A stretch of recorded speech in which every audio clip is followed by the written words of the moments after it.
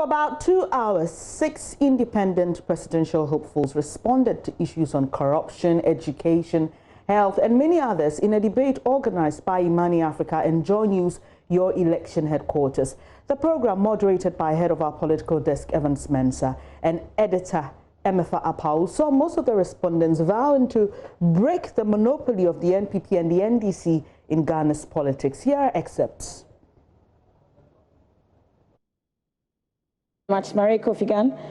Repeat the question, please. So I'm asking that there are verified reports about the poor use of our petroleum revenues in spite of the revenues that we've made from that sector. What, in your view, is the problem and how will you fix it?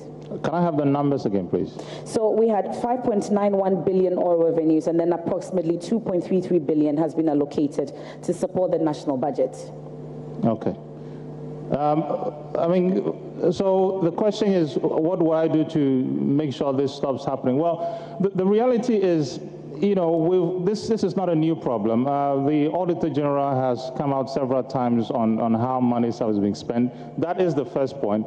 And reports internationally and locally have shown that the Auditor General has done his job. What we haven't done is how we have followed up on the use of that report. And until we start punishing people who have misused monies, these things will continue. I mean, this is not rocket science, really. I was adding up, you know, the Auditor General's report and the amounts that have been lost in the last 5 years, and it comes up into the billions. So until we punish people who have misused monies, this is just a small part of the problems we're going to be seeing in terms of misuse of public finances. Mr. Samalo-Friampofo. Poor use of petroleum revenues, what in your view is a problem? How will you fix it? As long as we're going to be doing what we're doing all the time without punishing corruption in this country, we are not going anywhere. Look, Tema Oil Refinery sits idle. I'm sure if the question is put to us right now, we will all say the refinery has not been functional over the last several years. I have credible info that they refine private crude oil in the refinery, and the person ships the refined product outside of this country. Who owns that? But they claim we cannot refine our own crude oil in this country when we have Tema Oil refineries sitting, and refining somebody's private crude oil. Now, the whole thing, the bottom line is corruption. The system is broken. The system is broken. NDC, NPP must just be fired. We need competent people in the helm of governance. That's it. Thank you. This country will develop 1 million times better. Mr. Kofi Kranting. So let's look at the problem. Emefa, Evans, we sell all our blocks. We all know that. We sell the blocks to foreign companies. How can we possibly get anything out if we sell it before we think of even refining it? TOR is operating at less than 50% capacity, so we're not able to even meet the domestic demand. So we have to import. And that's where the problems begin. Why is TOR not able to produce at full throttle? Well, we need to ask the NDC and MPP. Nothing we do in this country works. And somehow we accept it like it's okay. That's the problem. The problem is, why is TOR not operating at full throttle? Nobody can answer that. But now we want to buy crude oil from Nigeria and they charge us a ton and a leg. This doesn't make sense. Thank you. Caleb Morgan. I agree with Mr. Ampofo's assertion that is out of corruption that all these things are happening. With such amount are allocated for the budget to support the budget, and in the budget, agencies and departments come with their budget, and they are approved, and this money is dispensed. Lack of supervision from nobody. The Public Accounts Committee examines the budget or the expenses after they've spent and gone, sometimes when they are gone. So whenever I was listening to a point when they raised the issue of embezzlement, one of the members said, we should forget about the past and move forward. The question was going on, how are we going to safeguard the public past? It's sad. It's corruption and lack of supervision that's causing all that. Thank you very much. We would take a final round of questions. And this is Mr. Sumte. I see your hand up. Or there is rebuttal. You want to take a rebuttal for 30 seconds? Yes, please. I think corruption internally, but externally, those that are giving us this loan and grants, if you are a bank and I write a proposal to you and you ask me what am I going to use that money for before you give me that money, you need to do a follow-up to know that whatever you are giving me gets to the people. So to me, I think those that are giving us this loan must be careful, because when some of us get the chance to be in power and we do a research and we found out that you just gave the money out without doing any proper checks, I don't think your loan will be paid. Thank you. So it's the first of its kind, and there was a lot of expectation by organizers where they met. Well, President of Imani Africa, Franklin Kujo, joins the show and to share his thoughts with us. Really grateful for your time this morning, sir. Now, going into this, one of the main reasons for this program was to hear alternative views, because we've heard the NDC and NPP over time sometimes repeating their policies and argument. From what you heard, were you convinced enough? Was it worth the effort?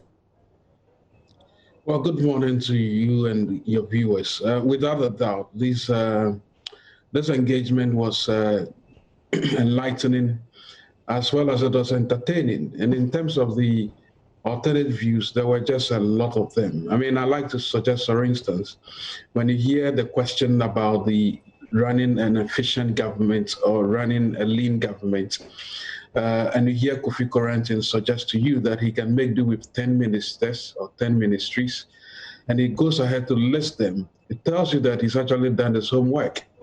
And if we hear Oforiampofo suggest that he can do with 40 ministers, and indeed he goes ahead to calculate in terms of the resource envelope where revenue will come from, he goes ahead to calculate the property taxes that we can garner from just valuing or taxing properties in this town, high-end properties, by the way, in this town.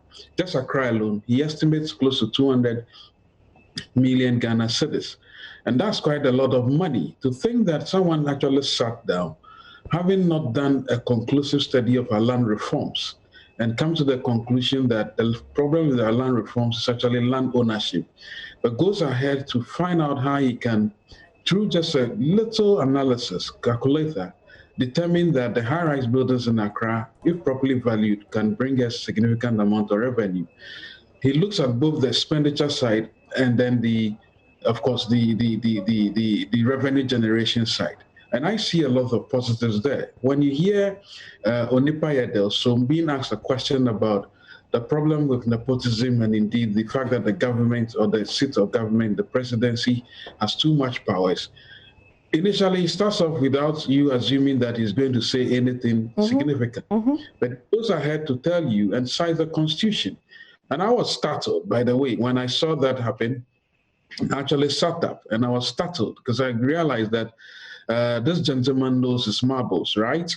When I hear Carl Abo Morgan tell you that, well, look, there must be some end to this free nonsense, really, because at some point, the money is not really for you as a government. And indeed, the best thing to do, if you really have invested in the lives of people, let them also make a little contribution.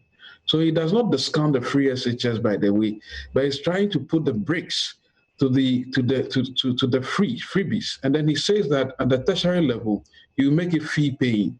You know how revolutionary that is? That is revolutionary because it tells you that he acknowledges the fact that the two major parties have endowed us with a lot of freebies and we have abdicated our thinking, but he is not interested in doing that any longer at the higher level. So he wants to stem the tide of these freebies. And to think that Kofi Gan goes ahead to tell you that, well, he as a chartered accountant has done all the maths, he's seen it all, and tells you clearly that in running an efficient government, he will take into consideration people with critical skills that are able to solve problems, and talk about the fact that his value for money mantra would actually hold a lot more even within his cabinet, tells you that these are fresh ideas that ought to be listened to and supported.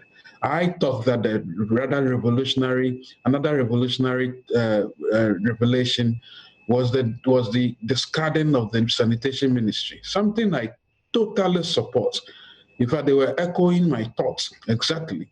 Because and I think it was Oforian Pofo who suggested that you gave 200 million Ghana cedis to a ministry that virtually did nothing, zero, zilch, and then wasted everybody's time when you could have used that money to empower local government authorities, because sanitation issues are local.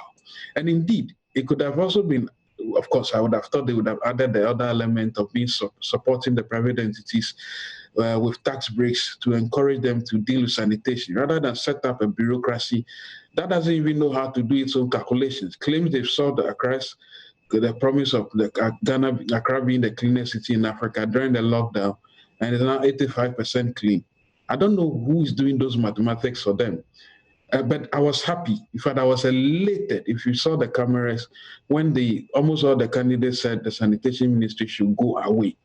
To think that they thought, Osom, for instance, also mentions the issues of mergers, right? It tells you that I like to merge a number of the ministries because it's important. Oforian Pofo says something similar, but he goes ahead to say he is not really interested in cutting back on ministries, or disbanding ministries, but he's interested in, merging them, making sure that they are departmental heads. Something I saw in my travels in Australia and the UK, when government officials were telling me in Australia, for instance, the agencies for land, agric, and forestry lumped under one. And so they are just agency desk. And then there's a ministry. Now that's a country that is the 12th largest economy in the world, with almost half our population, and it's far richer than us. But here we are doing free everything, free human resource, free everything. So look, there were a lot of useful ideas that I got. I mean, the question on Ghana Beyond Aid was another electrifying one. I was just coming to that. I'm just going to ask you what you would say of that particular question and how it was responded to by the candidates. Let me just mention that head of our political desk and moderator of the debate, Evans Mensah, has joined the conversation. We'll be taking his thoughts as well. But quickly, just tell us your thoughts on the responses to the Ghana Beyond Aid question. The Ghana Beyond Aid was a question that we both agreed, Evans and the team obviously agreed that it was a very important question, because we've been living this lie that our problems are essentially the creation of other people's, largesse. And so the question was posed, and the answers that came were quite interesting. Don't forget, the backbone to that question was not why Ghana Beyond Aid is good or bad, but exactly what are the critical soft factors, soft issues, cultural issues that would determine it. And I think the candidate did a thorough job. Kofi Corentin talks about the value system, for instance. Marie talks about 3 critical skills.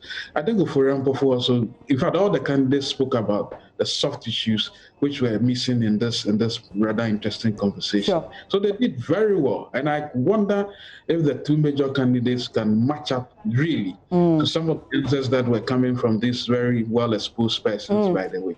Indeed, you're not the only one who shares that sentiment. I'll be sharing comments we got as the program was airing live on our Facebook page.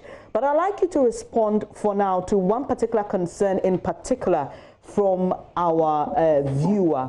And he says that this is a question and answer, not a debate. What would your response to this viewer be? Well, debates, questions and answers are part of debate. Of course, a debate only happens when there are questions and then you answer, right? I mean, I think he was looking for the typical Ghanaian high-octane spin, Kaminami Kebi, the noise on some of the airwaves that are typically quite local. But these were not village champions. They were very cultured people who needed to be asked questions about the serious matters of the affairs. So for me, I think he probably did not even understand the questions that were being asked. So that's another one. So, well, it's well taken, but I'm sure he watched a different show. Interesting. I'll come back to you, but let me take more feedback from our Facebook page, and then I'll get a response from head of our political desk, Evans Mensah. So let me bring you those comments. Kofi Guna says, Ghanaians, please give these people a chance. It's only by giving a chance that we'll be able to break from NDC and MPP shackles. Every major party was once a small party. Ruth Okanajete says, it was a great event.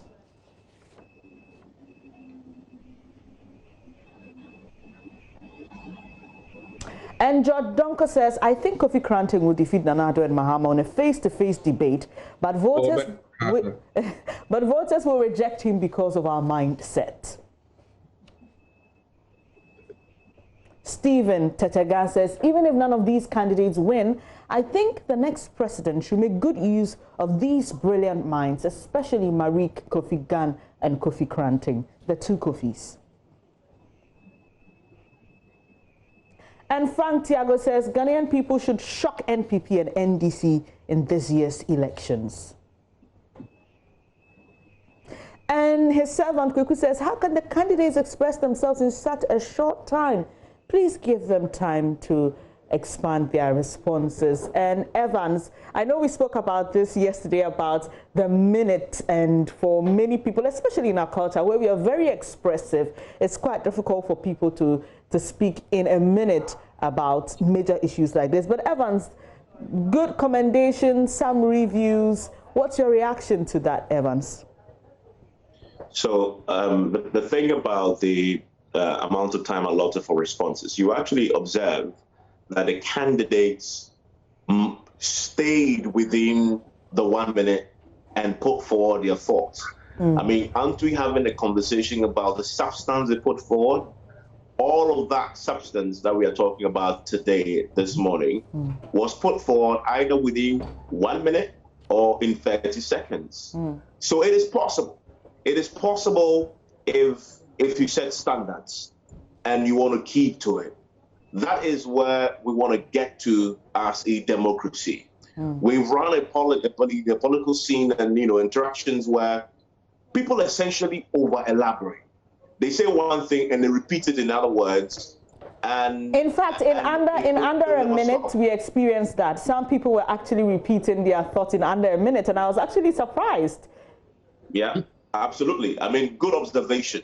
Even a minute, and you could see they finish making the point in maybe 40 seconds. And then they find themselves thinking, okay, I need to elaborate more. And then they attempt to elaborate, and then they repeat themselves before the bell rings. In fact, there were many instances that I even for me, and of course, I'm also a product of this culture, an aspirant is making a point. He actually finishes the point. The bell had not rung, and I'm caught looking, should I go on or I should wait? But he's done before the minute ends. So it is absolutely possible, and this is a standard we need to keep to. Dennis, your job will be far easier if all your guests and my guests on many shows come and we tell them before the show starts that when I ask you a question, please, you have a minute to answer, and they stick to it. Broadcasting and debates and conversations will be richer for it because you speak in bullets and you only speak the most essential things and not things that will add anything but just words. Interesting. Let's come to some downsides of the program, and this needs to be done looking forward. We had a challenge with technology. One of the candidates joined in, but unfortunately at a point we couldn't hear him, and so we couldn't get what his thoughts were on the subsequent questions. Moving forward, how do we work on that particular incident? So I mean, the Zoom connection. I mean, it came through. It was great when he finally joined. You could see from his end because it's not just the hearing. I mean, listen. Now we've become accustomed to Zoom. Each time I'm doing a television show, and you know this, the person starts to speak, and you constantly have to remind him, please unmute, please unmute. And because and constantly, I mean, you know this, and it takes a bit from the beauty of the program. I know this, and so you notice that when the question is asked of him, he's speaking, but you can't hear him, and it's mostly because it is muted, and so you have to encourage him to. But for a debate show like that, and this was pre-produced, so he was told that keep the thing on and speak. But that obviously was a challenge. And so you have to keep on telling him what we all experience now that we all use Zoom. And it became slightly untidy. And so we had to move on from that. But that definitely is something that we would keep getting used to, both on this end and for the many guests that we'll have going forward. And for the next debate, obviously, there will be no Zoom anymore. Okay. The only reason why we deployed Zoom for him was because coronavirus means he's out of the jurisdiction and is not able to fly in because of the border closure, etc. And so that will not be a challenge going forward anymore. Okay. Coming in, we knew that was going to be a challenge. The guy set up well, and I must applaud the JoyNews technical team that did the yeoman's job putting that thing up, except for, I guess, you know, him getting used to the Zoom itself. Yeah. He would have had a great chance to also chip in his own views into the conversation. Evans, let me just end my conversation with Mr. Cudjoe. We've received a lot of positive feedback, especially on our Facebook pages. People are impressed.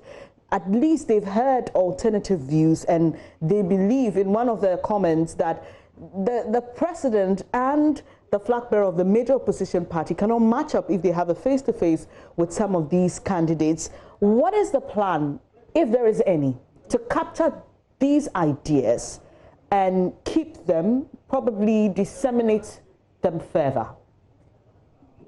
Oh, I must tell you that the two major parties have watched yesterday, and they've taken a lot of notes. That texture is right. I mean, if you put some of these candidates together with the major guys, they'll struggle. They'll definitely struggle. And so going forward, what we want to do is to collect the experiences. These reviews are useful, by the way. I'm sure the Joy team with us will sit down, collect the views, collect the most potent ones, and use that as a bait to the two major parties. They may not decide to be seen together, because I don't think they'll like to be seen together, given the narrative of this election. But we can cajole them and ensure that the very fine ideas that were expressed, lace them with the questions and put it to them, maybe on your own shows, and then we'll force them to have a conversation about these issues, rather than telling us the same things we are used to all over again. Exactly. Aren't we tired of hearing somebody is incompetent? It's become like a national anthem. Another person says, you two are corrupt, you are this, you are this.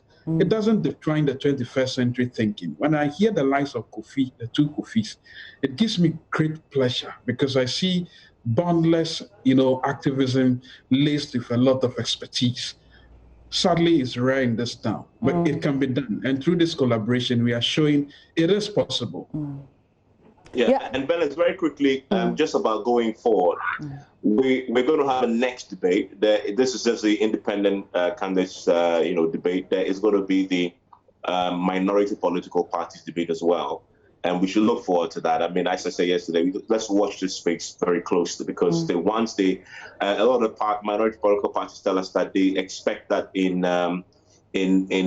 this month ending or early September, they should finish the internal processes, electing candidates, etc. Then put forward proposals. They will qualify based on the strict criteria that Imani had put forward, and that debate will come off. Watch that space, and then we'll see if the two main political parties, see the need to join in on this. So there's a lot going forward on the back of what happened yesterday. Evans Mensah is head of our political desk and president of Imani Africa, Franklin Cudjoe. I really appreciate your time this morning, and we've been talking about the first of its kind independent candidates debate organized by Imani Africa and JoyNews. If you missed it, please get onto our YouTube page, even our Facebook page, JoyNews on TV, My Joy Online on YouTube, and watch it, so you can have a fair idea of what we have been talking about.